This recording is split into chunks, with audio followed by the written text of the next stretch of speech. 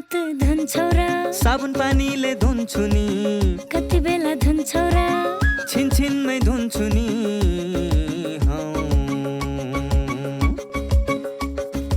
घरमा पस्दा अफिस पस्दा सधैँ धुन्छु हात कोरोनालाई यसै गरी भगाइदिन्छु म त घरमा पस्दा अफिस पस्दा सधैँ धुन्छु हात कोरोनालाई यसै गरी भगाइदिन्छु म त भान्सा छिर्नु अगाडि खाना खानु अगाडि जहाँ त्यही छोएपछि हातले छोपी खोकेपछि हात धुन्छौ र साबुन पानीले धुन्छु नि कति बेला धुन्छौ र छिनछिनमै धुन्छु नि कोरोनाबाट बच्ने 3 उपायहरू।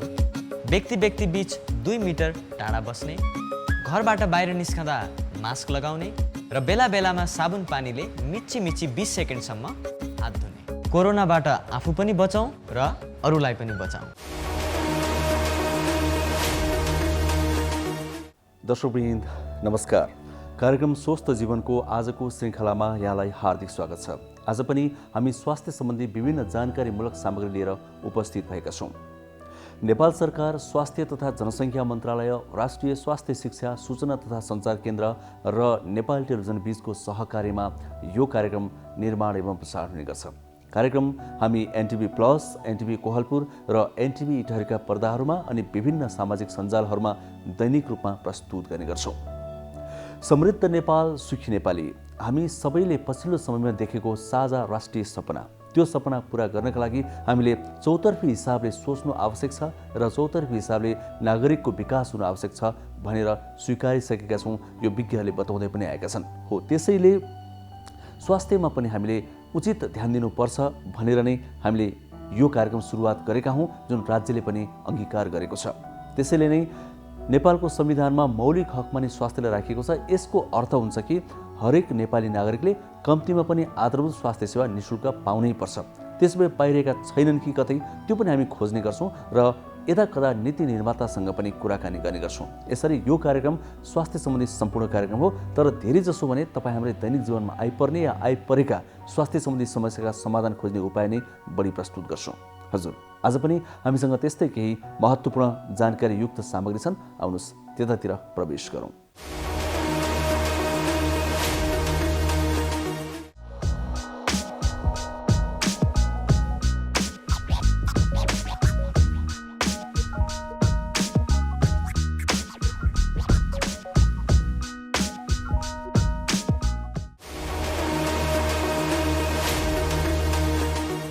दर्शकवृन्द, कोरोना भाइरसको सङ्क्रमणको एउटा पीडा त छँदैछ, एउटा त्रास त छँदैछ। अर्को त्रास थपिएको छ, अर्थात् अर्को एउटा चिन्ता थपिएको छ वायु प्रदूषणको। वायु प्रदूषणले गर्दा धेरै व्यक्तिहरूमा समस्या उत्पन्न हुन सक्ने कुरालाई मध्यनजर गर्दै सरकारले यतिखेर 4 दिनसम्मको लागि विद्यालयहरू बन्द गरेको छ। यस्ता सावधानीका उपायहरू अरू पनि कसरी अपनाउन सकिन्छ भनेर छलफल भइरहेको छ। तर आज एकैछिन कुरा गरौँ कोरोना भाइरसकै। छिमेकी मित्र राष्ट्र भारतमा दैनिक 68,000 को हाराहारीमा सङ्क्रमितहरू बढ्न थालेका छन्। यो सङ्ख्या निकै ठुलो हो। त्यस कारणले गर्दा यो दोस्रो खालको भाइरस नेपालमा पनि आउँछ कि भनेर चिन्ता थपिएको छ र भारतबाट आएका केही व्यक्तिहरूमा त्यस्ता सङ्क्रमण देखिएको पनि छ। त्यसैले नेपाल सरकारले यदि लक्षण देखिएको छ, जो भारतबाट विदेशबाट आएका छन्, यदि लक्षण देखिएको छ भने हस्पिटलमै बस्ने र लक्षण देखिएको छैन भने चाहिँ कम्तीमा 10 दिन क्वारेन्टाइनमा बस्नै पर्ने भनेर व्यवस्था गरेको छ। सबैलाई आग्रह पनि गरेको छ। यो विषयमा हामी विशेष रिपोर्ट आज प्रस्तुत गर्नेछौँ। अनि आजको स्वास्थ्य संवादमा हामी आज एकजना नशा रोग विशेषज्ञसँग कुराकानी गर्छौँ। नशा अर्थात् स्नायु प्रणाली, जसको सम्बन्ध शरीरका हरेक अङ्गसँग हुन्छ। नशा यति लामो हुन्छ, यसको सञ्जाल यति धेरै हुन्छ, यसको लम्बाइ कति छ भनेर विज्ञहरूले अहिलेसम्म पनि यकिन भन्न सकेका छैनन्। यसको अर्थ हाम्रो शरीरका हरेक अङ्गमा यो पुगेको हुन्छ र शरीरका महत्त्वपूर्ण अङ्गहरूमा यसले प्रत्यक्ष अप्रत्यक्ष असर पनि पार्न सक्छ। त्यसैले नशा रोग कस्तो हुन्छ, त्यसबाट कसरी बच्ने, लागिसकेको छ भने कसरी सावधानी अपनाउने, हामी यो विषयमा पनि कुराकानी गर्नेछौँ। एकजना विज्ञसँग आजको स्वास्थ्य संवादमा हामी स्नायु प्रणाली सम्बन्धी कुराकानी गर्नेछौँ। अनि दर्शकवृन्द, फरक विषयका छोटा सामाजिक सन्देशहरू पनि आज हामीसँग रहेका छन्, जसले कार्यक्रममा थप विषयवस्तु समेट्नेछन् र प्रभावकारी बनाउन सहयोग गर्नेछन् भन्ने हामीलाई विश्वास छ। अनि एउटा जीवनशैलीको पनि कुराकानी गर्नेछौँ हामीले पछिल्लो समयमा धेरैजसो समेट्ने गरेको एउटा सेगमेन्ट छ मेरो जीवनशैली, जहाँ हामीले निरोगी रहन अर्थात् स्वस्थ रहनका लागि कस्तो जीवनशैली अपनाउनु पर्छ भनेर समेट्ने गरेका छौँ। विज्ञहरूले विभिन्न विषयमा सुझावहरू प्रस्तुत गर्ने गर्नुभएको छ, त्यो पनि आज हामी जोड्दैछौँ। सुरुमा भने कोरोना भाइरस सम्बन्धी यो एउटा विशेष रिपोर्ट एकैछिन हेरौँ।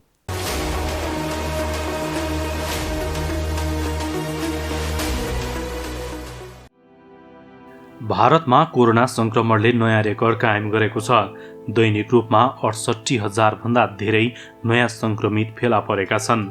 महाराष्ट्र, पन्जाब, कर्नाटक, छत्तीसगढ, केरला बढी प्रभावित छन्। संक्रमित बढेसँगै बढी प्रभावित राज्यहरूले लकडाउन तथा रात्रिकालीन कर्फ्यू, स्कुल कलेज बन्द, यातायात बन्द लगायतका सुरक्षात्मक योजना अघि सारेका छन्। भारतका विभिन्न शहरबाट आएका नेपालीहरूमा पनि संक्रमण पुष्टि भएको छ। स्वास्थ्य तथा जनसङ्ख्या मन्त्रालयले छिमेकी मुलुक भारतमा दैनिक रूपमा 68,000 भन्दा धेरैको संख्यामा कोरोना संक्रमण फैलिएपछि नेपालमा पनि लक्षण भएकाहरूलाई अस्पताल र नभएका संक्रमितहरूलाई अनिवार्य 10 दिन आइसोलेसनमा राख्नुपर्ने स्पष्ट पारेको छ। स्वास्थ्य तथा जनसङ्ख्या मन्त्रालय, स्वास्थ्य आपतकालीन तथा विपद व्यवस्थापन इकाइले 7वटै मुख्यमन्त्री तथा मन्त्री परिषद कार्यालय लक्षण भएकालाई अस्पताल र नभएकाहरूलाई अनिवार्य 10 दिन क्वारेन्टाइनमा राख्न सिफारिस गरेको हो। स्वास्थ्य तथा जनसङ्ख्या मन्त्रालयले स्थल र हवाई मार्ग प्रयोग गरी नेपाल भित्रने व्यक्तिमा कोरोना पुष्टि भए उपचारको लागि 14वटा अस्पताल सूचीकृत गरेको छ। भारतीय नाका र त्रिभुवन अन्तर्राष्ट्रिय विमानस्थलमा रहेको हेल्थ डेस्कमा कोरोना जाँच गर्ने र कोरोना पुष्टि भएमा सूचीकृत अस्पतालमा उपचार गर्ने व्यवस्था मिलाउन ती अस्पतालहरूलाई निर्देशन दिइएको छ। मन्त्रालयले भारतबाट नेपाल फर्कनेहरूमा कोरोना संक्रमण देखिने क्रम बढ्न थालेपछि 5वटा प्रदेशमा संक्रमितको उपचारको लागि 14वटा अस्पताललाई सूचीकृत गरेको हो।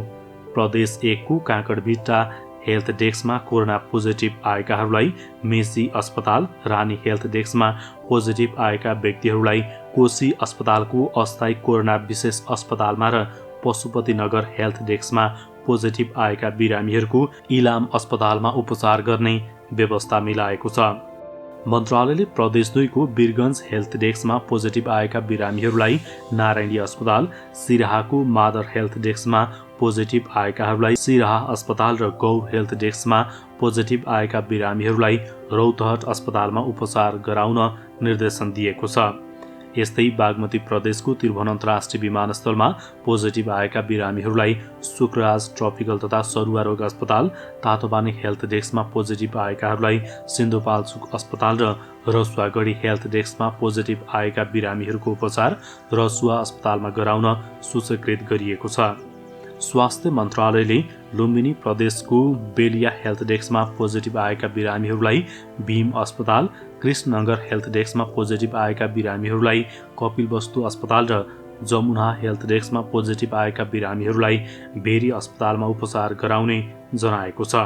यस्तै सुदूरपश्चिम प्रदेशको गड्डाचौकी हेल्थ डेस्कमा पोजिटिभ आएकाहरूलाई महाकाली अस्पताल र त्रिनगर हेल्थ डेस्कमा पोजिटिभ आएका बिरामीहरूलाई उपचार गर्न सेती प्रादेशिक अस्पताल तोकिएको छ। मन्त्रालयले सूचीकृत अस्पतालमा कोरोना पहिचान भइआएका बिरामीको उपचार खर्च मन्त्रालयले बेहोर्ने जनाएको छ। कोरोना भाइरस महामारीको अवस्थामा सुरक्षित गर्भावस्था।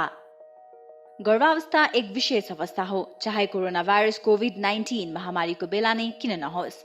विपद वा सामान्य अवस्था जे भए तापनि गर्भवती तथा उनको गर्भमा रहेको बच्चालाई विशेष हेरचाह र स्याहार चाहिन्छ। गर्भवतीमा पनि कोरोना भाइरसको संक्रमण हुन सक्छ। त्यसैले कोभिड-19 का लक्षणका साथै गर्भावस्थामा देखिन सक्ने खतराका लक्षणहरूबारे जानकारी राखौं। गर्भावस्थामा देखिने खतराका लक्षणहरू: टाउको साह्रै दुख्नु, आँखा तिरमिराएर धमिलो देखिनु, हात तथा मुख सुनिनु, हात खुट्टा अरुरो भई काँप छुट्नु वा मुर्छा पर्नु, कडासित तल्लो पेट दुख्नु, योनिबाट रगत वा पानी बग्नु। यी मध्ये कुनै पनि खतराका लक्षणहरू देखा पर्ने बित्तिकै तुरुन्तै नजिकैको स्वास्थ्य संस्थामा जाँच्न लैजानु पर्दछ। नियमित गर्भवती जाँच तथा खतराका लक्षणको समयमै पहिचान गरी गर्भावस्थालाई सुरक्षित बनाऊ। कोभिड-19 सम्बन्धी कुनै पनि जिज्ञासा वा परामर्श चाहिएमा पैसा नलाग्ने कल सेन्टर 1115 वा 1133 मा सम्पर्क गरौँ।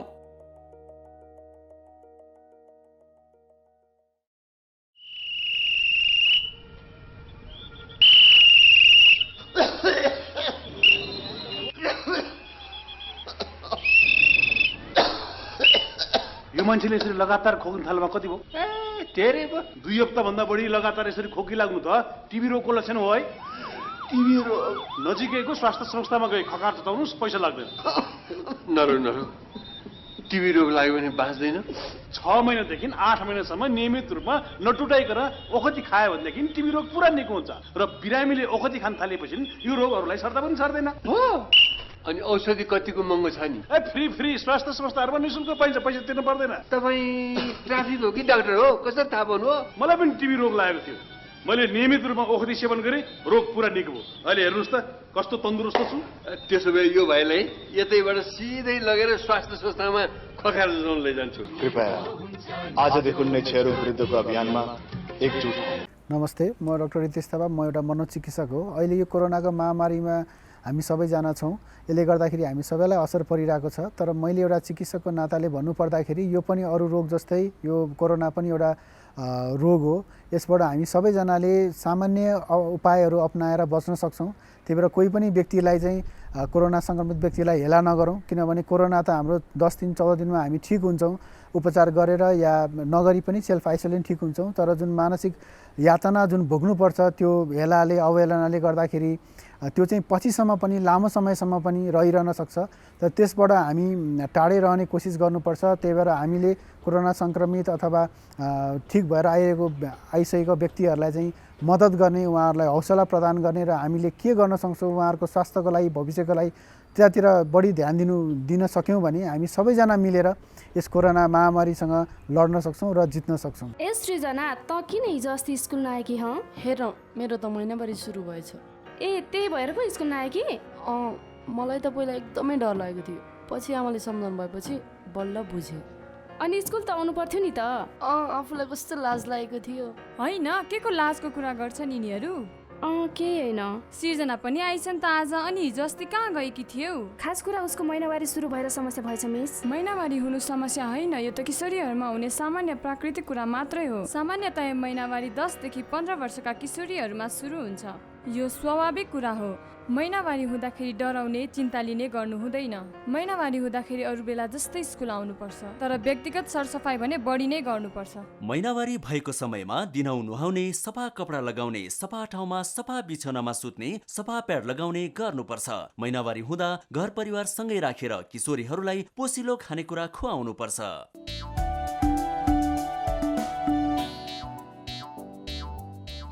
नमस्ते दाजु भाउजू। नमस्कार। कताबाट अस्पतालमा? कसलाई के भयो र?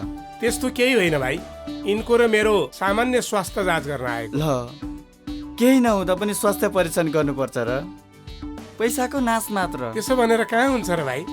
समय समयमा स्वास्थ्य जाँच गरायो भने आफ्नो स्वास्थ्यको अवस्था बारे थाहा हुन्छ।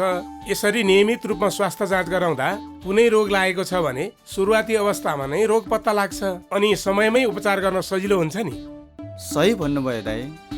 मैले पनि आफ्नो र परिवारको नियमित स्वास्थ्य जाँच गराएको भए आज मेरो श्रीमतीको यो हालत हुने थिएन र पैसा पनि जोगिन्थ्यो। म त मेरो र मेरो परिवारको स्वास्थ्य प्रति सजग छु। तपाईँ पनि अबदेखि नियमित रूपमा स्वास्थ्य परीक्षण गराउनुहोस् है। राष्ट्रिय स्वास्थ्य शिक्षा सूचना तथा सञ्चार केन्द्र। दर्शकवृन्द, अब एकैछिन प्रसङ्ग स्नायु प्रणालीको अर्थात् नसाहरूको। हामीले सुरुवातमा पनि भन्यौँ नसाहरूको लम्बाइ यति धेरै हुन्छ कि यसको नेटवर्क, यसको सञ्जाल यति धेरै हुन्छ कि शरीरका हरेक अङ्गहरूमा यसले स्पर्श गरेको हुन्छ। शरीरका महत्त्वपूर्ण अङ्गहरूमा यसले सकारात्मक या नकारात्मक असर पार्न सक्छ। हामीले ध्यान दियौँ भने सकारात्मक असर पार्छ, ध्यान दियौँ भने नकारात्मक असर पार्न सक्छ। त्यसैले नसा रोगबाट बच्नु अत्यन्तै आवश्यक छ। फेरि नसा सम्बन्धी कुनै कुनै रोगहरू यस्ता हुन्छन् जुन लागेपछि निको हुन गाह्रो हुन्छ। दीर्घ रोग पनि हुने गर्छन् ती रोगहरू। त्यसो भए ती रोगहरू के हुन्? नशा सम्बन्धी रोग लाग्नै नदिन के गर्ने, लागिसकेको छ भने के गर्ने, कस्ता लक्षण देखियो भने नशा रोग लागेको हुन सक्छ भनेर अनुमान गर्ने अनि कहाँ जाने कहाँ नजाने, यो विषयमा हामीले विस्तृत जानकारी समेट्ने प्रयास गरिरहेका छौँ। नशा सम्बन्धी निकै विज्ञ व्यक्ति हामीसँग हुनुहुन्छ, पुरानो व्यक्ति हुनुहुन्छ। आउनुहोस् उहाँसँग गरिएको संवादमा आधारित यो सामग्री हेरौँ, स्वास्थ्य संवाद।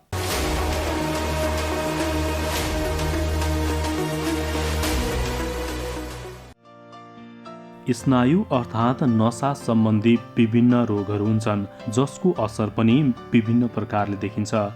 गिदी, मेरुदण्ड र हाँगा नसाहरू स्नायु प्रणालीको मुख्य भाग भएकोले तीमध्ये कुनै पनि भागमा कुनै प्रकारको समस्या पर्न गएमा यिनको मुख्य कार्यमा असर पर्दछ। स्नायु रोगका धेरै बिरामीलाई जति चाँडै उपचार गर्यो उति नै खतरामुक्त हुने विशेषज्ञहरूको भनाइ छ। स्नायु सम्बन्धी समस्या र उपचारबारे हामीले स्नायु रोग विशेषज्ञ डाक्टर गोपाल रमण शर्मासँग संवाद गरेका छौँ। हाम्रो जीवनमा चाहिँ अब नशाको चाहिँ समस्याहरू त थुप्रै नै छन्, थुप्रै किसिमका समस्याहरू हुन्छन्, तर सधैँ आइपर्ने चाहिँ समस्या चाहिँ एउटा टाउको दुख्ने हो, एउटा ढाड दुख्ने हो, अनि अर्को चाहिँ अनि प्यारालाइसिस। यो तीनटा कुराहरू चाहिँ एकदम हुन्छ। अब टाउको दुख्ने चाहिँ थुप्रै कारणहरू हुन्छन् त्यसमा, तर प्रमुख कारणहरू चाहिँ माइग्रेन भन्छौँ हामी एउटा, अनि सेकेन्डमा चाहिँ टेन्सन हेडेक भन्छौँ, अनि थर्डमा चाहिँ अरू चाहिँ ट्युमरहरू अरू कारणले हुनसक्छ। हामीले बिर्सिन नहुने चाहिँ माइग्रेन र हेडेक के अरे टेन्सन हेडेक हो। त्यो चाहिँ औषधि उपचारबाट र खानेकुराहरू बारेर चाहिँ ठिक पार्न सकिन्छ। संसारमा कुनै यस्तो व्यक्तिहरू छैनन् होला जसलाई ढाड नदुखेको होस् र टाउको नदुखेको होस् है। त्यसकारण अर्को सेकेन्ड समस्या चाहिँ ढाड दुख्ने समस्या हो। अब ढाड दुख्ने समस्याहरू पनि थुप्रै कारणले हुनसक्छ। एउटा चाहिँ अलिकति वेट बेसी, शरीरमा वेट बेसी भयो भने हुनसक्छ। अर्को धेरै अफिसमा बसेर काम गर्ने मान्छेहरू, कम्प्युटर चलाउने मान्छेहरूमा हुनसक्छ, धेरै ड्राइभिङ गर्ने मान्छेहरूमा हुनसक्छ, गरम कुराहरू उचाल्ने मान्छेहरूमा हुनसक्छ। त्यसकारण अब त्यो चाहिँ एउटा प्रमुख कारण भयो। त्यसकारण अरू अब इन्फेक्सनको कारणले, ट्युमरको कारणले, अरू चोटको कारणले पनि ढाड दुख्ने हुन्छ। तर महत्त्वपूर्ण चाहिँ अब यो चाहिँ के भने मस्कुलोस्केलेटल पेन भन्छ, ब्याक पेन, अब त्यो कारण चाहिँ प्रमुख कारण हो।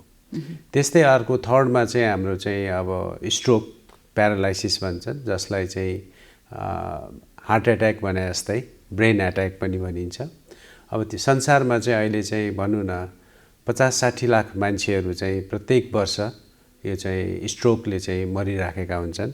त्यस्तै 30-35 लाख मान्छेहरू चाहिँ संसारमा चाहिँ प्यारालाइज्ड भएर बसेका हुन्छन्। त्यसकारण अब यो स्ट्रोक पनि चाहिँ एउटा चाहिँ महत्त्वपूर्ण चाहिँ विषय हो, न्युरोसर्जरी विषय हो, जसलाई चाहिँ हामीले केही हदसम्म त्यसलाई चाहिँ रोकथाम पनि गर्न सक्छौँ। यो स्ट्रोक चाहिँ खास के कारणले चाहिँ हुने गर्छ? अब स्ट्रोकको चाहिँ कारण चाहिँ अब ठोस कारण केही पनि छैन। जस्तै भनौँ न अब कुनै किसिमको इन्फेक्सन भयो भने यो ब्याक्टेरियाले भने जस्तै स्ट्रोकको चाहिँ यो कारण भन्ने छैन। मल्टिपल फ्याक्टरहरू हुन्छन् जसबाट यो हुनसक्छ। नम्बर 1 उमेर, जति उमेर बढ्दै गयो स्ट्रोक हुने समस्या त्यति नै हुन्छ। अर्को स्मोकिङ, अल्कोहल कन्जम्सन, यो दुईटा कुराहरू अर्को प्रमुख कारणहरू हुन्। अनि कोलेस्ट्रोल हाई लेभल, फ्याटी खानेकुराहरू, रेड मिटहरू धेरै खायो भने त्यसबाट हुनसक्छ। अनि अर्को चाहिँ एक्सर्साइज, यदि चाहिँ हामीले चाहिँ नियमित रूपमा एक्सर्साइज गरेनौँ, अल्छी भयौँ होइन, खालि खाने मात्रै बस्ने मात्रै गऱ्यौँ भने पनि स्ट्रोक हुनसक्ने सम्भावना धेरै हुन्छ। अनि वेट बढ्न दिनु भएन। अब यिनै नै प्रमुख कारणहरू हुन् स्ट्रोक हुने कारणहरू, जुन चाहिँ मोडिफाएबल छन् र त्यसलाई हामीले केही उमेरलाई त हामीले केही गर्न सक्दैनौँ, तर अरू फ्याक्टरहरूलाई चाहिँ जसलाई चाहिँ मोडिफाएबल फ्याक्टर भन्छ तिनीहरूलाई चाहिँ हामीले चाहिँ कम गर्न सक्छौँ। हामीलाई चाहिँ स्ट्रोक हुँदैछ भनेर चाहिँ हामीले कसरी थाहा पाउने त? केही लक्षणहरू देखिन्छन्? छन्, प्रशस्त देखिन्छन्। अब कहिलेकाहीँ के हुन्छ भने यदि हामीलाई स्ट्रोक हुन लाग्छ भने टाउको दुख्न सक्छ। कहिले टाउको नदुख्ने मान्छे अचानक टाउको दुख्यो भने अब त्यसमा चाहिँ भित्र चाहिँ ब्रेन हेमोरेज भयो कि भित्र ब्लिडिङ भयो कि भन्न सकिन्छ। अब फेरि स्ट्रोक पनि तपाईँको एकदमै भेग छ क्या यो चाहिँ ठुलो सब्जेक्ट हो। अब यसमा पनि स्ट्रोक पनि दुई किसिमको हुन्छ, एउटा इस्केमिक स्ट्रोक भन्छ, अर्को हेमोरेजिक स्ट्रोक भन्छ। इस्केमिक स्ट्रोक चाहिँ 85% चाहिँ इस्केमिक स्ट्रोक हुन्छ। इस्केमिक स्ट्रोक भने चाहिँ ब्लक हुने, जुन चाहिँ रगतको नसा छ त्यो ब्लक हुने। हेमोरेजिक स्ट्रोक भने चाहिँ भित्र ब्लिडिङ हुने, रगतको नसा फुटेर, त्यो दुइटैलाई नै स्ट्रोक भन्छौँ हामी। तर कमन चाहिँ इस्केमिक स्ट्रोक हो र अर्को हेमोरेजिक स्ट्रोक चाहिँ 100मा 15%लाई मात्रै हुन्छ। अब यसमा चाहिँ के छ भने सुरुमा चाहिँ टाउको दुख्ने है, अनि अलिकति हात खुट्टाहरू झमझमाएको हुनसक्छ, एकातिर बोली लडबडाउन सक्छ, छारे रोग जस्तो लक्षणहरू देखा पर्न सक्छ र त्योभन्दा अगाडि गयो भने चाहिँ अब बेहोस हुने, प्यारालाइसिस हुने सबै कुराहरू हुन्छ। तर सुरुमा चाहिँ हामीले चाहिँ अलिकति टाउको दुख्यो, हात खुट्टाहरू झमझमाउन थाल्यो अथवा चाहिँ बोली लटपटिन थाल्यो हैन, उमेर पनि 50-60 वर्ष भइसकेको छ भने त्यो ब्लड प्रेसर अथवा सुगरको पनि बिरामी हुनुहुन्छ भने त्यो अवस्थामा चाहिँ हामीले चाहिँ ल स्ट्रोकले चाहिँ भेट्न लाग्यो भनेर तुरुन्त हस्पिटल जानुपर्ने हुन्छ। जस्तै अब यहाँले भनिहाल्नुभयो सुगर प्रेसर भएको मानिसहरूलाई अझ अनि उमेर भएकोलाई त हुने भइहाल्यो, उहाँहरूलाई पनि स्ट्रोक हुने सम्भावना हुन्छ भनेर भन्नुभयो। कस्तो कस्तो अवस्था भयो भने चाहिँ अनिवार्य अस्पताल जानु? अब त्यसमा चाहिँ अब अस्पताल जानुपर्ने अवस्था चाहिँ के छ भने अब भन्नु न रिङ्गटा लाग्यो हैन, अब आफूले चाहिँ सधैँ हिँडिरा उ गरिरा हिँड्नलाई गाह्रो भयो, अब अथवा आँखाले चाहिँ आँखा तिर्मिराउन थाल्यो, आँखाले चाहिँ एउटा चिजलाई दुईटा देख्न थाल्यो हैन, अनि एकापट्टिको चाहिँ हात खुट्टाहरू झमझमाउन थाल्यो हैन, अथवा टाउको दुखेर उल्टी होला जस्तो भयो भने त्यो अवस्थामा अब त्यस पछाडि अनि प्यारालाइसिस जुन हुन्छ, प्यारालाइसिसहरू भयो भने चाहिँ त्यो अवस्थामा जानुपर्ने हुन्छ हस्पिटल। टाउको दुखाइको पनि कुरा भयो, जुन स्ट्रोकमा समस्या हुनसक्छ, एकदमै धेरै टाउको दुख्यो भने भनिहाल्नुभयो। जस्तै अब ढाड दुख्ने समस्या पनि एकदमै धेरै हुन्छ होइन, यो नसासँग सम्बन्धित नै भयो। खास चाहिँ ढाडमा चाहिँ कस्ता कस्ता समस्याहरू आउँछन्? ढाडको समस्याहरूको कारणले गर्दाखेरि धेरै मान्छेहरू चाहिँ आफ्नो जागिर छोडेर हैन, आफ्नो काम छोडेर घरमा बस्नुपर्ने अवस्था आछ। अब त्यसमा चाहिँ अहिले मैले भने जस्तै एउटा चाहिँ मस्कुलोस्केलेटल पेन भन्छ, मेकानिकल पेन, जुन चाहिँ फिजिकल एक्सर्साइजको कारणले, हेभी वेट लिफ्टिङको कारणले हुन्छ, त्यो एउटा त मैले भनिहालेँ, त्यो जनरल पब्लिकमा एकदमै कमन प्रब्लम हो। अर्को चाहिँ डिस्क प्रोल्याप्स भन्छ, त्यो जुन दुईटा मेरुदण्डको बिचमा चाहिँ त्यो कुरकुरे हड्डी हुन्छ, अनि त्यो कुरकुरे हड्डी कहिलेकाहीँ चाहिँ स्लिप खान्छ, स्लिप डिस्क पनि भन्छौँ त्यसलाई हामी। त्यसले चाहिँ गएर चाहिँ स्पाइनल कर्ड अथवा नर्भ रुटलाई चाहिँ च्याप दिन्छ, अनि च्यापेपछि ढाड दुख्नेको साथसाथै अनि खुट्टामा दुखाइ जाने हुनसक्छ। त्यसलाई चाहिँ हामी चाहिँ डिस्क प्रोल्याप्स भन्छौँ, त्यो अर्को कमन हो। त्यस पछाडि ट्युमरहरू हुनसक्छ कहिलेकाहीँ, अब स्पाइनल कर्ड ट्युमरहरूको कारणले पनि हुनसक्छ, अथवा चाहिँ त्यो हड्डीहरूको स्पाइनल भर्टेब्राको के अरे ट्युमरहरूको कारणले पनि हुनसक्छ। र त्यसको साथसाथै कहिलेकाहीँ ट्रमा, कहिलेकाहीँ भनौँ न रोड ट्राफिक एक्सिडेन्ट भयो, कहीँबाट लड्यो भने चाहिँ फ्र्याक्चर भएर पनि चाहिँ त्यस्तो किसिमको चाहिँ पेन हुनसक्छ। र अर्को चाहिँ कहिलेकाहीँ इन्फेक्सनहरू, ट्युबरक्लोसिसहरू, अरू ब्याक्टेरियल इन्फेक्सनहरूको कारणले पनि यस्तो ढाड दुखाइहरू हुनसक्छ। खासमा कस्तो अवस्था भयो भने ढाड दुखेका बिरामीहरूले अनिवार्य रूपमा देखाउनै पर्ने हुन्छ डाक्टर साहब? अब के छ भने सामान्यतया अब ढाड मात्रै दुख्या छ, त्यस पछाडि अब औषधिहरू खाँदाखेरि कम हुन्छ, रेस्ट गर्दाखेरि कम हुन्छ भने त्यो अवस्थामा चाहिँ साधारण लोकलमा जुन चाहिँ एभाइलेबल डाक्टर साहबहरू हुनुहुन्छ उहाँहरूलाई देखाउँदा समस्या समाधान हुन्छ।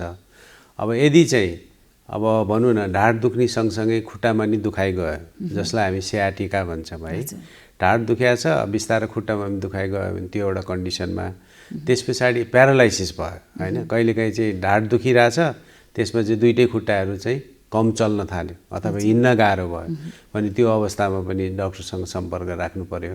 अनि अर्को कुरा चाहिँ कहिलेकाहीँ एकदमै पेन, सहनै नसक्ने दुखाइ भयो ढाडमा होइन, जुन चाहिँ साधारण दुखाइ होइन होइन, औषधि खाँदाखेरि पनि निको भएन भने त्यो अवस्थामा पनि डाक्टरलाई भेट्नु पर्यो। अनि अर्को कुरा चाहिँ के छ भने अब पिसाब, दिशा पिसाबमा तकलिफ भयो, त्यसमा चाहिँ अब भनौँ न रोक्नलाई गाह्रो भयो अथवा दिशा पिसाब चुहिराख्यो भने त्यो अवस्थामा पनि हामीले चाहिँ सम्बन्धित न्युरोलोजी न्युरोसर्जनहरूसँग सम्पर्क राख्नुपर्ने आवश्यक हुन्छ। मस्तिष्कघात हुँदाखेरि होइन जुन अगाडि नै पनि थाहा पाउन सकिन्छ, यहाँले भनिहाल्नुभयो। ग्रामीण क्षेत्रमा अथवा सहर क्षेत्रमा जुन बस्ने मानिसहरू हुनुहुन्छ नि, उहाँहरूमा चाहिँ कतिको फरक छ यो मस्तिष्कघात हुने समस्याहरू, कतिको बढी कम पाइन्छ? हजुर, अभियसली के छ भने सहरमा बस्ने भन्दा गाउँमा बस्ने मान्छेहरूमा मस्तिष्कघात हुने समस्या कम हुन्छ। हजुर, कारण के छ भने सबै चाहिँ खानपिन र अनि चाहिँ जुन चाहिँ रहन सहन छ त्यसैको कारण हो।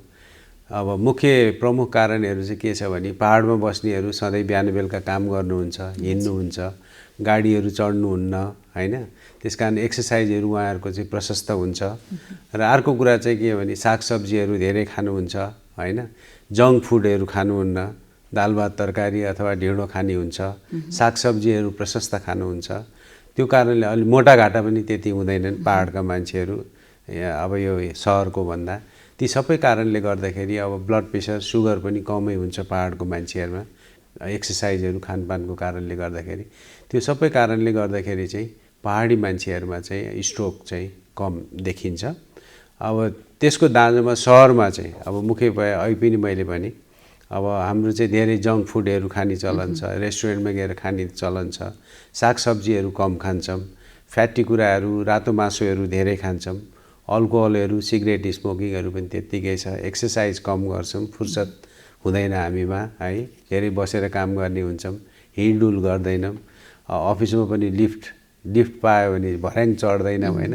त्यो सबै कारणले गर्दाखेरि चाहिँ सहरमा बस्ने मान्छेहरूमा चाहिँ स्ट्रोक धेरै हुने सम्भावना हुन्छ। भनेपछि नसासँग सम्बन्धित यी रोगहरू भनौँ न, सबै रोगहरूको लागि चाहिँ खानपान र जीवनशैली चाहिँ एकदमै महत्त्वपूर्ण, एकदमै महत्त्वपूर्ण, एकदमै महत्त्वपूर्ण। र अर्को कुरा चाहिँ के छ भने हामीले बेला बेलामा हेल्थ चेकअप गरिराख्नुपर्छ।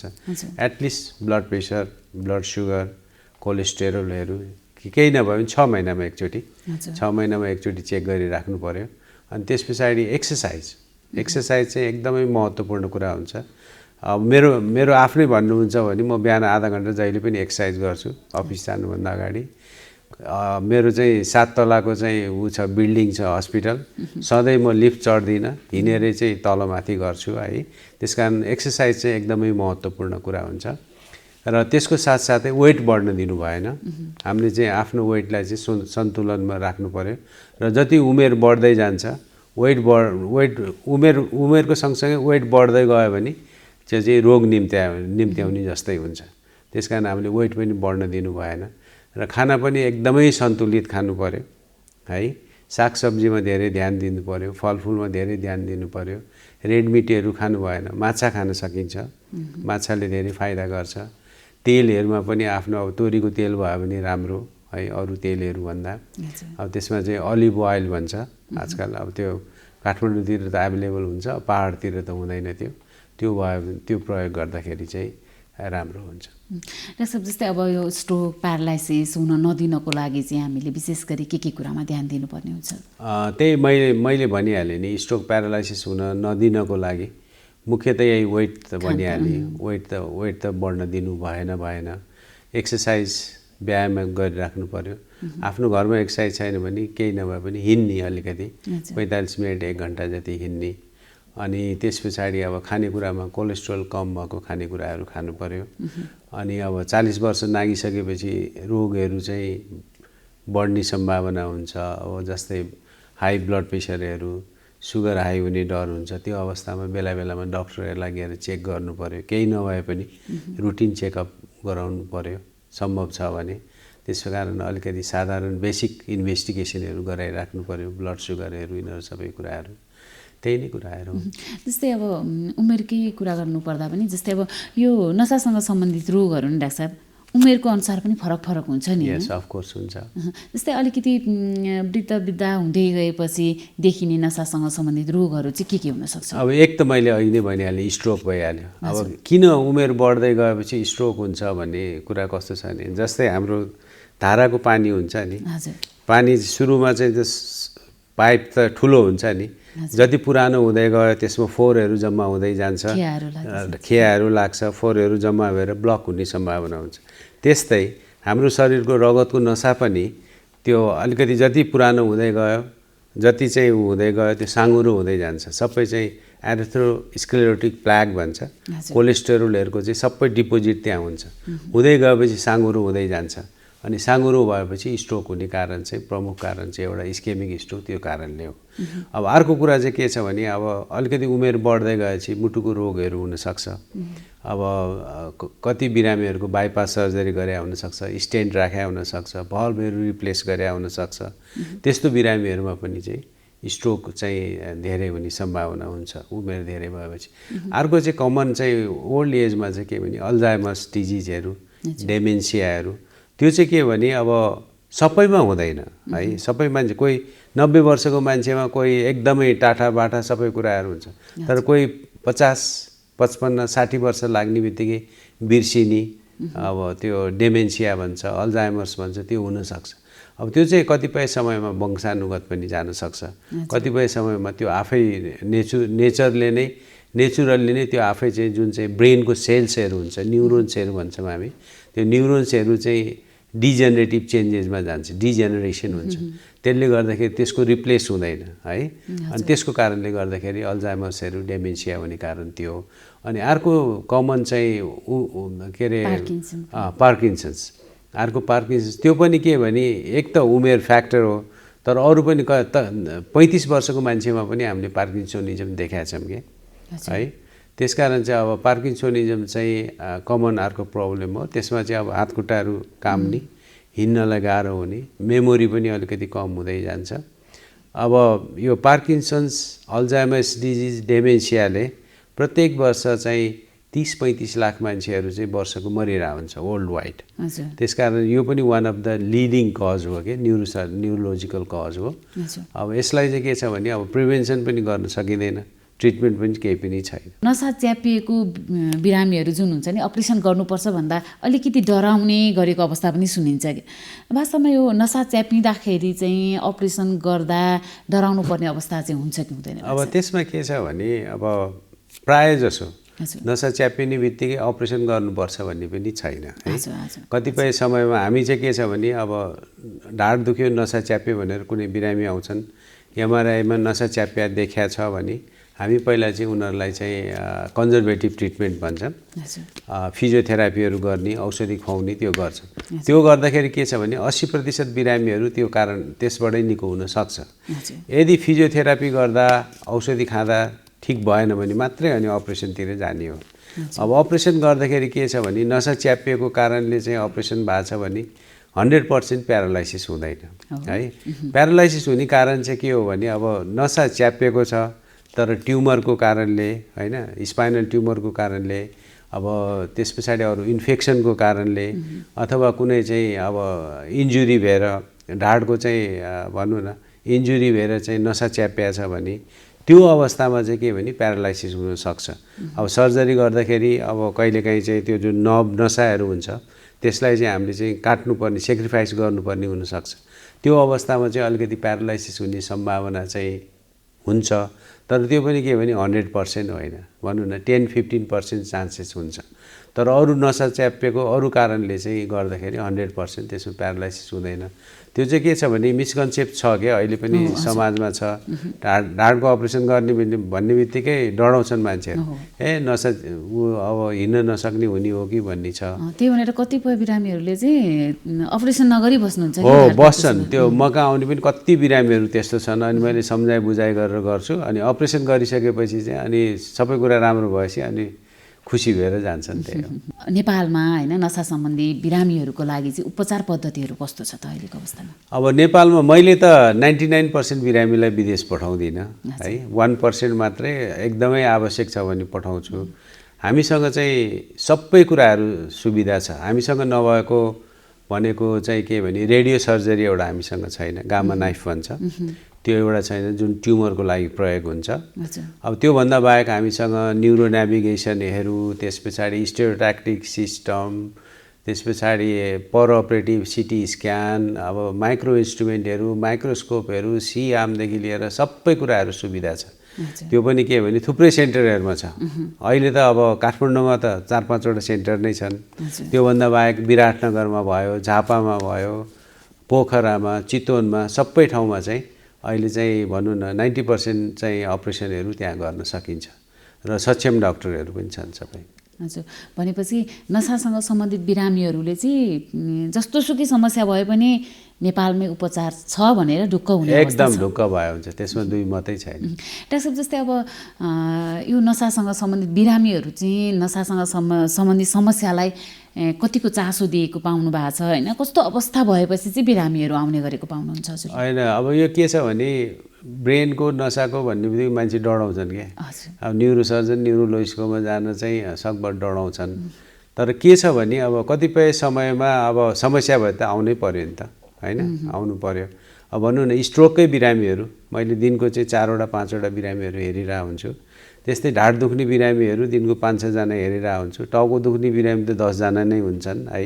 अरू ट्युमरको केसहरू हुन्छ।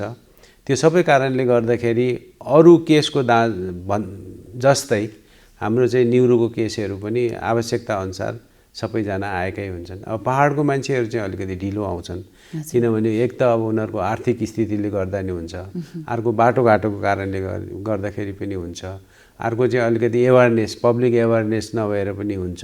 त्यो सबै कारणले गर्दाखेरि पहाडको मान्छेहरू चाहिँ धेरै जसो अलि दुर्गम क्षेत्रको मान्छेहरू ढिला आइपुग्छन्, कहिलेकाहीँ अब केही गर्न नसक्ने अवस्थामा पनि हुन्छ। तर अब काठमाडौँ अब सहरको मान्छेहरू चाहिँ त बेलामै आउनुहुन्छ उहाँहरू। मस्तिष्कघातकै कुरा गरौँ, कस्तो कस्तो अवस्था भयो भने अनिवार्य देखाउनै पर्ने हुन्छ, चेक जाँच गर्ने पर्ने हुन्छ र एकदम ध्यान दिनुपर्ने कुराहरू चाहिँ के हुन सक्छन्? एउटा कुरा त मुख्य के भने अब अचानक टाउको दुख्यो होइन, अब अचानक टाउको दुख्यो, अब सधैँको जस्तो छैन, सहनै नसक्ने टाउको दुख्यो होइन, त्यो सँगसँगै अब उल्टी पनि भयो भने त्यो अवस्थामा चाहिँ डक्टरकोमा सम्पर्क राख्नु पर्यो। अर्को प्यारालाइसिसको सिम्टम्सहरू देखा पर्यो अथवा बोल्नलाई सिम्टम्स भनेपछि एकापट्टिको हात खुट्टा लुलो हुने अथवा एउटा हात मात्रै लुलो हुने, त्यो भयो भने चाहिँ त्यो प्यारालाइसिसको सिम्टम्स हुन्छ। अनि झमझमाउने भयो है, हात अथवा खुट्टा एकातिरको झमझमाउनु थाल्यो अथवा आँखा दुईटा देख्न थाल्यो, सधैँ राम्रोसँग देख्ने एउटा चाहिँ अब्जेक्टलाई दुईटा देख्न थाल्यो भने त्यो अवस्थामा आउनु पर्यो। अनि कहिलेकाहीँ अब फिभर, अब टाउको दुखिया छ ज्वरो पनि आयो भने मेनिन्जाइटिस हुनसक्छ, त्यो अवस्थामा आउनु पर्यो। अब दिशा पिसाबमा कन्ट्रोल गर्न नसक्ने अवस्था भयो भने त्यो अवस्थामा आउनु पर्यो। अब असामान्य रूपमा चाहिँ एकदम नराम्रोसँग ढाड दुख्न थाल्यो भने त्यो अवस्थामा पनि सम्पर्क राख्नु पर्यो। र अनि कहिलेकाहीँ चाहिँ अब छारे रोग जस्तो लक्षण होइन, अब एपिलेप्टिक फिट्स त्यस्तो चाहिँ छ भने त्यो अवस्थामा पनि उहाँहरूले सम्पर्क राख्नु पर्यो। अब रोकथामको विषयमा चाहिँ के छ भने अब माइग्रेन छ भने त्यसको खानेकुराबाट रोकथाम गर्न सकिन्छ। जस्तै चाहिँ माइग्रेन भनेर चाहिँ के हो भने अब बेला बेलामा टाउको दुख्छ, टाउको दुखाए बेला उल्टी हुन्छ र प्रायः जस्तो त्यो चाहिँ के भने फ्यामिली रन पनि हुन्छ कि आमा बाउलाई छ भने छोरछोरीलाई पनि त्यो माइग्रेन हुनसक्छ। अब उहाँहरूले चाहिँ के भने दही दुध र दही दुधका प्रडक्टहरू खानु भएन, सिसीमा खाँदेको अचारहरू खानु भएन, अजिनोमोटो राखेको चिजहरू खानु भएन र वाइन बियरहरू खानु भएन। त्यति कुराहरू उहाँहरूले बारिदिनु भयो भने माइग्रेन हुँदैन। अब त्यस्तै ढाड दुख्नेको पनि मैले अघि नै भनिहालेँ है। अब अलिकति चाहिँ वेट घटाउनु पर्यो, अब ब्याक एक्सर्साइजहरू हुन्छ त्यो ब्याक एक्सर्साइजहरू गर्नु पर्यो। अब वेट लिफ्टिङहरू छ अथवा पहाडमा भारी बोक्नेहरू छन् भने उनीहरूले पटुका बान्नु पर्यो अथवा बेल्ट बान्नु पर्यो। र अनि अलिकति धेरै नै दुखाइ भयो, असामान्य दुखाइ भयो भने चाहिँ डक्टरहरूसँग सम्पर्क राख्नु पर्यो। त्यस्तै अब प्यारालाइसिसको लागि पनि मैले अघि नै भनिसकेँ, अब खानपान, ब्लड प्रेसर कन्ट्रोल, सुगर कन्ट्रोलहरू गर्नु पर्यो। अनि त्यस पछाडि अब चाहिँ खानपिनमा ध्यान दिनु पर्यो। त्यो सबै कुराहरू यिनै हुन्। अब अहिले यो कोरोना महामारीको बेलामा सबैभन्दा महत्त्वपूर्ण कुरा भनेको मास्क हो सुरक्षाको लागि। त्यसैले मास्कको बारेमा चाहिँ थाहा पाउनु एकदमै जरुरी छ। अहिले धेरैले मास्कको प्रयोग गरिरहनु भएको छ, तर जतिले प्रयोग गरिरहनु भएको छ उहाँहरूले पनि यो राम्रो तरिकासँग प्रयोग नगरिरहेको अवस्था छ। त्यसैले मैले अहिले मास्कको बारेमा यो कसरी यसलाई सही तरिकाले प्रयोग गर्ने भन्ने बारेमा यहाँहरूलाई म केही कुराहरू बताउन चाहन्छु। मास्क मोटामोटी रूपमा हामीले 3 प्रकारका अहिले देखिराखेका छौँ। पहिलो प्रकार भनेको यो N95 मास्क छ। यो N95 मास्क भनेको यस्तो प्रकारको छ। यो N95 मास्कमा पनि 2 प्रकारको छ। एउटा यस्तो भल्भ भएको छ, यहाँ यस्तो भल्भ छ यसमा, र अर्को थरीमा चाहिँ भल्भ छैन। त्यसैले यो N95 मास्कमा भल्भ भएको र भल्भ नभएको गरी दुई प्रकारको छ र अर्को यो सर्जिकल मास्क छ। यो सर्जिकल मास्क सबैभन्दा धेरै प्रयोग भइरहेको यो सर्जिकल मास्क हो र तेस्रो चाहिँ कपडाले बनाएको, घरमै कपडाले बनाएको मास्क छ। अब यो मास्क लगाउँदाखेरि हामीले के कुरा थाहा पाउनुपर्छ भने अब यसलाई राम्रोसँग नाक र मुख छोपिने गरी लगाउनुपर्छ। यसरी राम्रोसँग नाक र मुख छोपिने गरी मास्क लगाउनुपर्छ र मास्क लगाउँदाखेरि यो भागमा समाउनुपर्छ। यो भागमा मास्कमा समाउनु हुँदैन कि यो कानमा अड्काउने भागमा समाएर अनि यसलाई यस प्रकारले लगाउनुपर्छ। टप्प हुने गरी नाक, गाला, तलको चिउडो कतैबाट पनि हावाभित्र बाहिर नआउने गरी यो लगाउनुपर्छ र अहिले फुकाल्दाखेरि पनि यो पछाडिपट्टि कानको पछाडि फुकालेर यसरी फुकाल्नुपर्छ र मास्क लगाउँदाखेरि र फुकाल्दाखेरि हात चाहिँ धुनुपर्छ। यो जरुरी छ कि हातले चाहिँ मास्कलाई छुन हुँदैन। यो पहिलो कुरो हो। दोस्रो कुरो, अब यो मास्क अब कहिलेसम्म लगाइरहने, यो आज लगाउने, भोलि पर्सि कहिलेसम्म लगाउन मिल्छ भन्दाखेरि यो N95 मास्क बलियो छ।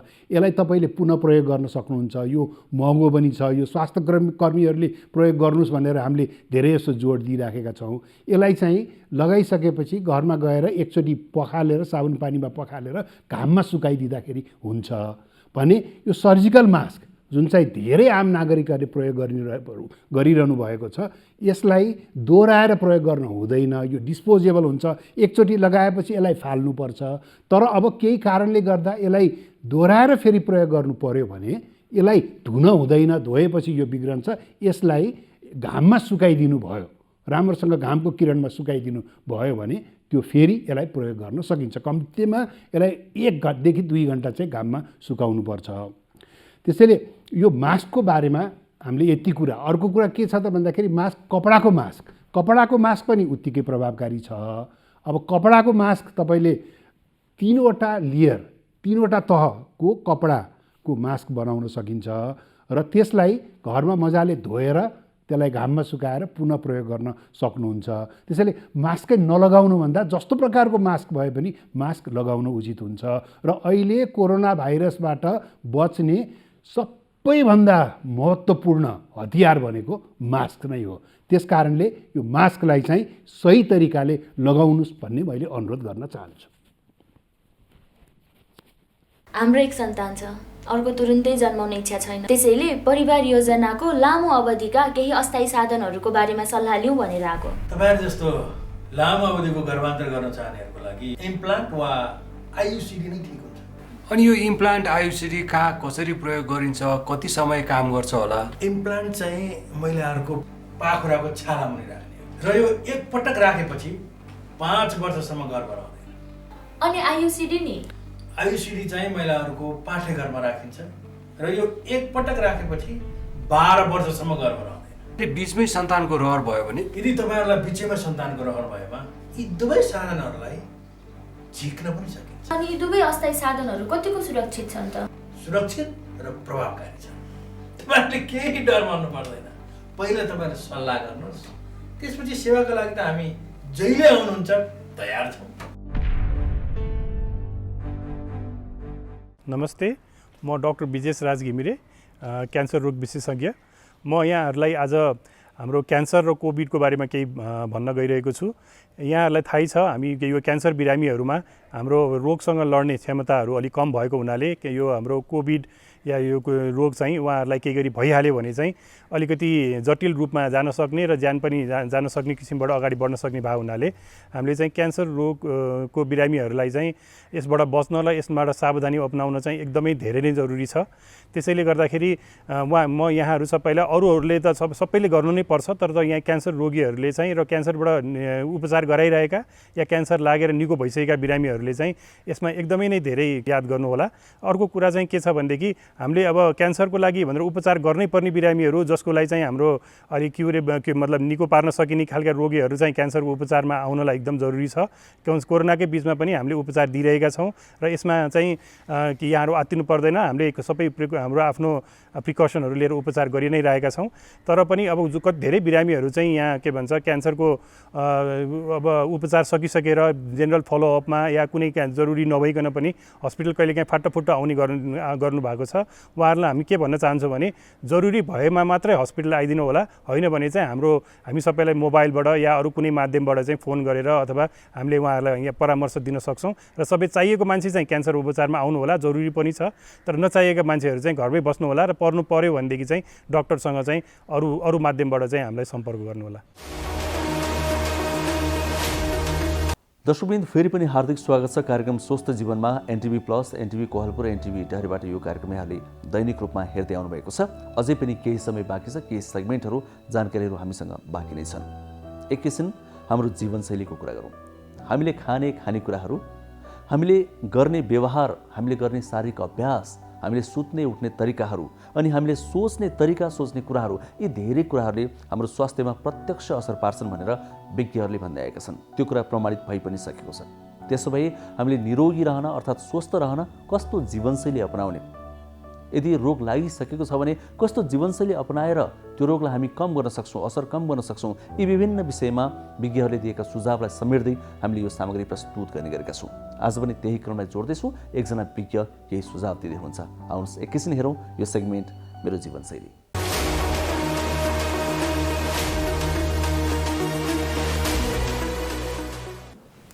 नमस्ते, म डाक्टर देवकुमार यादव। म आँखा रोग विशेषज्ञ।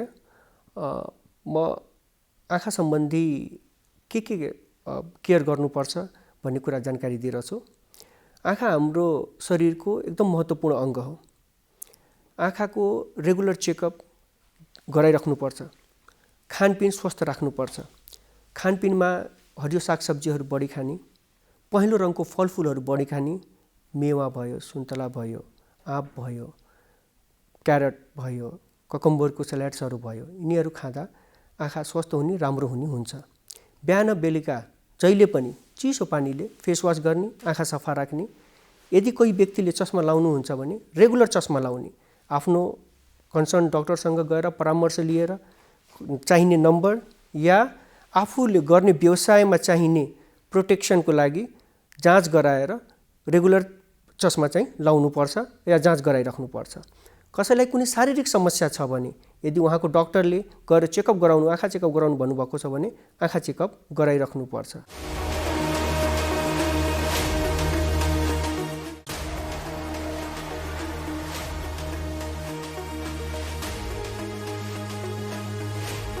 कार्यक्रम स्वस्थ जीवन हरेक दिन एनटिभी प्लसबाट बिहान 7 बजेदेखि 8 बजेसम्म र पूर्ण प्रसारण साँझ 5 देखि 6 बजेसम्म, एनटिभी कोहलपुरबाट 1 देखि 2 बजेसम्म र एनटिभी इटहरीबाट दिउँसो 2 देखि 3 बजेसम्म प्रसारण हुने गरेको छ।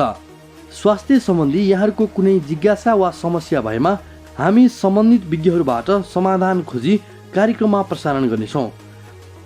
हामीलाई सम्पर्क गर्ने माध्यमहरू यस प्रकार रहेका छन्। फोन, एसएमएस तथा भाइबरको लागि 9843 52 93 97, इमेल swasthjivan@ntv.org.np। यस कार्यक्रमको बारेमा आफ्नो सल्लाह, सुझाव र प्रतिक्रिया पनि यहाँहरूले यिनै माध्यम मार्फत दिन सक्नुहुनेछ। साथै कार्यक्रममा के कस्ता सामग्री, विषय वा विज्ञहरू समेट्नु पर्ला भन्ने विषयमा पनि सुझाव दिन सक्नुहुन्छ। कार्यक्रम यहाँहरूले सामाजिक सञ्जाल मार्फत पनि हेर्न सक्नुहुनेछ। YouTube Nepal television, mobile application Nepal television, Facebook facebook.com/neptv2041। किन लगाएर तिमीहरूले कुकुरलाई? ऊ त्यहाँ नारायण दाइले कुकुरले टोक्यो। ओहो, साउन पानी लिएर आऊ त छिटै छिटै या। नारायण बाबु, कहाँ टोक्यो कुकुरले? कुकुर हेर्नुस् न। ए साउन पानी छिटै ल्याउनु दौडा। कसको कुकुर रहेछ? खोइ टोकेर भाग्यो। भुसिया हो कि? कुकुर साउन पानी। ल्याउ ल्याउ ल्याउ ल्याउ ल्याउ। कुनै पनि कुकुरले टोक्यो भने 5 मिनेटसम्म साबुन पानीले सफा गर्नुपर्छ। चिनेको वा पालिया कुकुर हो भने 10 दिनसम्म हेर्नुपर्छ। 10 दिनभित्र त्यो कुकुर मर्यो वा हरायो भने तुरुन्तै इन्जेक्सन लाउनुपर्छ। होइन गुरु, कहाँ खोज्नु त्यो कुकुरलाई मैले? यस्तो बेला तुरुन्त अस्पताल जानुपर्छ। हिँडे जाउँ, उठ। ठिक गर्नुभयो। अझ औला, गाला, टाउको, घाँटीमा टोकेको भए त झन् बढी खतरा हुन्छ। अब आत्तिनु पर्दैन, नछुटाइकन भ्याक्सिन लिनुहोस्, केही हुन्न। रेबिज लाग्यो भने कस्तो लक्षण देखिन्छ डाक्टर साहब? रेबिज लागेपछि पानीदेखि डराउने, थुकिरहने, कराउने हुन्छ। हेर्नुहोस्, रेबिज लागेपछि उपचार हुँदैन, त्यसैले कुकुरले टोकेपछि समयमै रेबिजको भ्याक्सिन लिएमा सजिलै बच्न सकिन्छ। नमस्कार, म डाक्टर प्रदीप गिमाली, नेपाल स्वास्थ्य अनुसन्धान परिषदको कार्यकारी प्रमुख हिसाबले बोल्दैछु कि अहिलेको महामारीको अवस्थामा कुनै पनि भ्याक्सिन अथवा ड्रगहरू यसको उपचारको लागि अथवा प्रिभेन्सनको लागि चाहिँ फाइनल भएको नभएको अवस्थामा अहिले जुन नेपाल सरकार स्वास्थ्य मन्त्रालयले तयार गरेको छ जनस्वास्थ्यका मापदण्डहरू, त्यसमा मुख्यतः 3टा कुराहरू छन्। त्यो भनेको एउटा सोसल डिस्टेन्सिङ, भौतिक दूरी, पहिला सामाजिक दूरी भनिन्थ्यो, त्यसपछि गएर मास्कको उचित प्रयोग, विभिन्न खालका मास्कहरू छन्, र त्यसपछि सेनिटाइजर अथवा सेनिटाइजेसन भन्दाखेरि यी 3टा कुराहरू अनिवार्य रूपमा चाहिँ पब्लिकले पालना गर्नुपर्छ भनिएको छ। यो जनस्वास्थ्यको मापदण्ड हो र त्यो प्रयोग भएन भने चाहिँ यसको कानुनी चाहिँ तपाईँको दायरामा आउनुपर्छ भनिएको छ। र यही क्रममा स्वास्थ्य मन्त्रालयको रिक्वेस्टमा नेपाल स्वास्थ्य अनुसन्धान परिषदले काठमाडौँभित्रका विभिन्न सङ्घ संस्थाहरू, त्यसपछि गएर चाहिँ तपाईँको पब्लिक प्लेसेसहरू अथवा सपिङ मल होइन बस स्ट्यान्ड लगायतका ठाउँमा चाहिँ गएर हामीले विभिन्न ठाउँमा चाहिँ अध्ययन गऱ्यौँ काठमाडौँमा NHRCको लिडरसिपमा। र त्यहाँ हामीले अध्ययन गर्दा के देखियो भने सामाजिक दूरीको अवस्था हेऱ्यौँ, मास्कको चाहिँ प्रयोग कस्तो छ भनेर हेऱ्यौँ, र त्यसै सेनिटाइजेसनको अवस्था कस्तो छ भने त्यसमा के देखिएको छ भने जम्मा हामीले चाहिँ लिएका चाहिँ 45 डाटामध्ये होइन 72% चाहिँ तपाईँको मानिसहरूले मास्क लगाउनुहुन्छ भनेको अर्थ 27.समथिङले मास्क लगाएको छैन, 28% भनौँ होइन, मास्क लगाएको छैन। त्यस्तै गरी चाहिँ तपाईँको सेनिटाइजको स्थिति हेर्दाखेरि 60% चाहिँ हात सेनिटाइजेसन गरेको छ हरेकचोटि काममा भन्ने देखिएको छ। र सोसल डिस्टेन्सिङको हामी कुरा गऱ्यौँ, सामाजिक दूरी भौतिक दूरीको कुरा गऱ्यौँ। भौतिक दूरीको कुरा गर्दाखेरि हामीले भौतिक दूरीको त 2 मिटरको बिचमा हुनुपर्छ भनिएको छ, अवस्थामा जाँदाखेरि चाहिँ त्यो चाहिँ ग्याप राखिएको छ होइन, तर प्रयोग गरेको मान्छे एकदम थोरै देखियो कि तपाईँको चाहिँ गएर 31% मान्छेहरूमा मात्र चाहिँ तपाईँको चाहिँ गएर भौतिक दूरीको उचित प्रयोग गरेको देखियो। र अहिलेको जस्तो महामारीको अवस्थामा मैले यहाँलाई पनि भने prevention is better than cure भन्ने कुरा चाहिँलाई आत्मसात गर्नु चाहिँ जरुरी देखिन्छ। र यसरी चाहिँ तपाईँको चाहिँ गएर हामीले यसलाई पालन नगर्दाखेरि रोगहरू चाहिँ हामीले घरमै बसेर निम्ताएका हुन्छौँ। र हरेकचोटि चाहिँ अब के बुझ्नु पऱ्यो भने हरेक व्यक्तिले मसँग कोही नजिक आउँदैछ भने त्यो मान्छे 2 मिटर बिचमा छ कि छैन, ग्यापमा बस्नुहोस् भन्ने चाहिँ भन्नु पऱ्यो, माइन्ड गर्नु भएन आउनुले पनि। र मास्कको उचित प्रयोग गर्नुपर्छ भनेर सम्झाउनु पऱ्यो, गर्न लगाउनु पऱ्यो, भन्नु पऱ्यो, हरेक व्यक्तिको दायित्व। र सेनिटाइजेसन विषयमा चाहिँ हामी सचेत हुनु पऱ्यो। गर्दाखेरि के भन्नु पर्ने, अर्कोलाई पनि कोरोना लागिसकेको छ, मलाई लाग्न सक्छ भनेर त्यो खालको चाहिँ तपाईँको चाहिँ मापदण्ड फलो गऱ्यो भने हामीलाई कोरोना लाग्ने सम्भावना अत्यन्त न्यून हुन्छ। त्यस कारणले गर्दा यो औषधि भ्याक्सिनको लागि पछि कुद्नु पर्दैन र जनस्वास्थ्यको मापदण्ड फलो गरौँ। र यसमै भलाइ छ, यता डाक्टरको नाताले, यता रिसर्चरको नाताले, रिसर्चबाट पनि देखिएको छ होइन, तपाईँको चाहिँ तथ्यले पनि भनेको कुरा भन्दाखेरि यहाँहरूलाई यो आग्रह गर्न चाहन्छु नेपाल स्वास्थ्य अनुसन्धान परिषदको तर्फबाट र एउटा व्यक्तिगत डाक्टरको तर्फबाट। धन्यवाद। काकी कता हिँड्नु भएको? रुगा खोकी लागेर सन्चो नभएको धेरै भयो, औषधि लिन हिँडेँ कि म त। हो, म पनि अस्ति बिरामी हुँदा एन्टिबायोटिक औषध किनेर खाकी थिएँ। मसँग बाँकी छ, त्यही खाँदा भइहाल्छ नि, किन जानु पर्यो र? हिँड्नुहोस् मसँग औषध लिएर जानु होला। ल ल जाऊ। कहाँ जाने कुरा हुँदैछ? बहिनीकोमा एन्टिबायोटिक रहेछ, त्यही लिन जरा लाकी। कहाँ त्यसरी एन्टिबायोटिक खानुहुन्छ त? स्वास्थ्य कर्मीको सिफारिस बिना मैले छोरीलाई एन्टिबायोटिक औषधि खुवाउँदा रोग बल्झेर छोरीले कति धेरै दुःख पाए। तुरुन्त स्वास्थ्य कर्मी कहाँ गएर जचाएर मात्र औषधि खानुहोस्। तपाईँ यहाँ आएर धेरै राम्रो गर्नुभयो। एन्टिबायोटिक औषधिको दुरुपयोगले बारम्बार रोग बल्झिएर निको हुन गाह्रो हुन्छ र हामी सबैलाई जोखिममा पारेको छ। त्यसैले सधैँ स्वास्थ्य कर्मीको सिफारिसमा मात्र एन्टिबायोटिक औषधि पुरा मात्रामा र पुरा अवधि सेवन गर्ने गरौँ। स्वास्थ्य सम्बन्धी महत्त्वपूर्ण नम्बरहरू। स्वास्थ्य सम्बन्धी कुनै पनि जानकारी र सहयोगका लागि स्वास्थ्य तथा जनसङ्ख्या मन्त्रालयका हटलाइन नम्बरहरू 1115 र 1133 वा मोबाइल नम्बर 985112 55839। एम्बुलेन्स सेवाको लागि 102 र 112।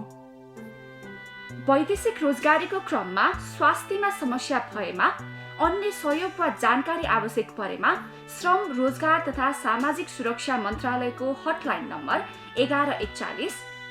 शान्ति सुरक्षा र अन्य सहयोगका लागि नेपाल प्रहरीको नम्बर 100। सशस्त्र प्रहरी बलको नम्बर 1114, रगत आवश्यक परेमा ब्लड बैङ्कको नम्बर 01 42 25 344। दर्शकबिन समय सकिन आँट्यो। अब हामीले एकैछिनमा बिदा माग्नुपर्ने हुन्छ। कार्यक्रम कस्तो लाग्दैछ, सल्लाह प्रतिक्रिया सुझावहरू हामीलाई पठाउँदै गर्नुहोला। ती हाम्रा मार्गदर्शक हुन्, तिनलाई आधार मान्दै हामी अगाडि बढ्नेछौँ। र स्वास्थ्य सम्बन्धी यहाँहरूको पनि कुनै जिज्ञासा या प्रश्न छन् भने हामीलाई पठाउनुहोला।